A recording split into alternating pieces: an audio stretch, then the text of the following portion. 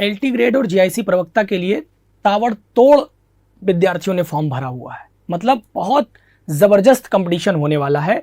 LT grade और GIC की तैयारी कर रहे विद्यार्थियों में कुछ चीजों को पहले तो समझ लेना चाहिए, कुछ बिंदु। अगर आप एलटी ग्रेड में हैं तो आप 9th-10th के शिक्षक बनेंगे, ये चीज तो एकदम कंफर्म मान लीजिएगा।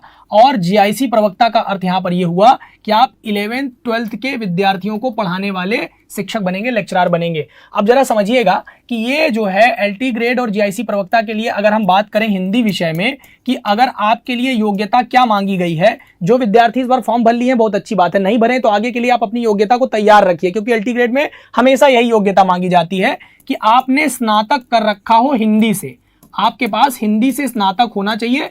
अगर 3 वर्ष नहीं है तो 2 वर्ष भी है तो चलेगा, ये एकदम पक्का बात मान लीजिए, इसमें कोई इब्बट वाला स्थान नहीं बचेगा आपका।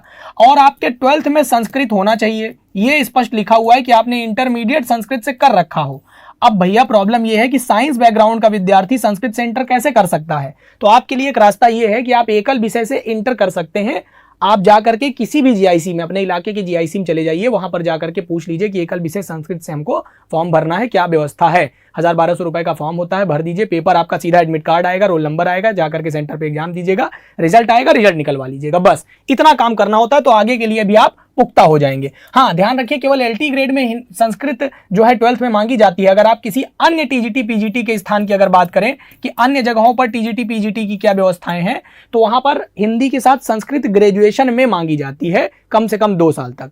अगर वहां भी नहीं किए हैं तो एकल विषय से ग्रेजुएशन भी किया जाता है, वो भी आप कर सकते हैं। हालांकि नई शिक्षा नीति के आधार पर यह सब मांगने का कोई तुक समझ में नहीं आता, क्योंकि वहां पर ऐसी कोई बात कही नहीं गई है कॉम्बिनेशन की। लेकिन फिर भी अब जो मांगा जा रहा है तो भाई मांगा जा रहा है, करना पड़ेगा। अब इधर आ जाइए जीआईसी में, तो जीआईसी में संबंधित विषय से आपका परास्नातक होना चाहिए। संबंधित विषय में जिस विषय से आप फॉर्म भरने जा रहे हैं वहां पर आपने क्या रखा हो, पीजी कर रखा हो, पोस्ट ग्रेजुएट हो रखा है आपका।